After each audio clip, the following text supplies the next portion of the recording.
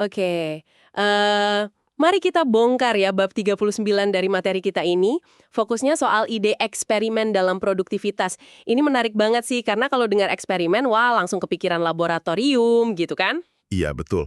Padahal di sini contohnya malah tokoh kayak Van Gogh di seni sama Henry Ford di industri. Mereka juga bereksperimen, tapi ya dengan cara mereka sendiri-sendiri. Nah, itu dia. Jadi, tujuan kita di pembahasan mendalam kali ini, gimana caranya Anda bisa pakai pola pikir eksperimental ini? Bukan buat jadi ilmuwan, tapi ya buat nemuin cara kerja yang lebih oke aja gitu di kehidupan sehari-hari Anda, berdasarkan bab ini. Betul sekali.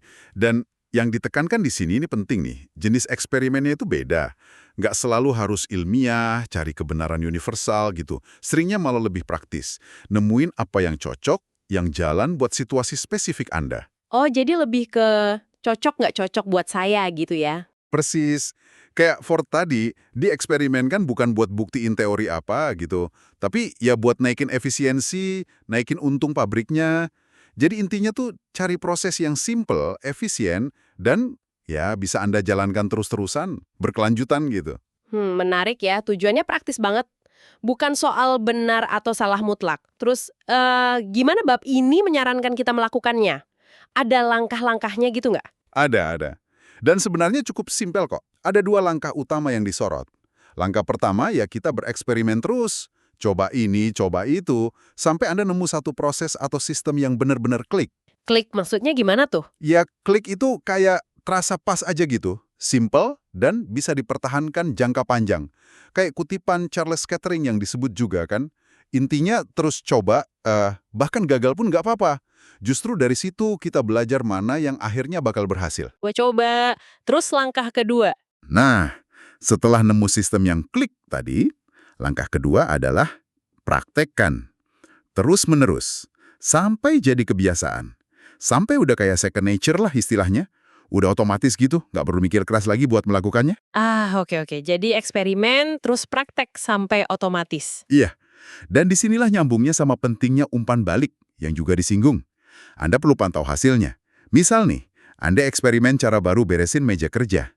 Indikatornya bukan cuma rasanya lebih rapi, tapi mungkin, berapa menit waktu yang kehemat tiap hari buat nyari barang, gitu kan? Oh iya bener juga. Jadi ada ukurannya ya, biar tahu beneran efektif atau enggak. Betul.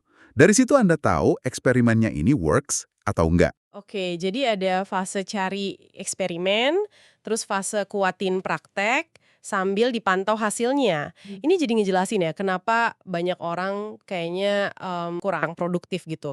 Di sumber ini kan juga disinggung pendekatan sebaliknya ya, yang nggak produktif itu gimana? Tepat sekali.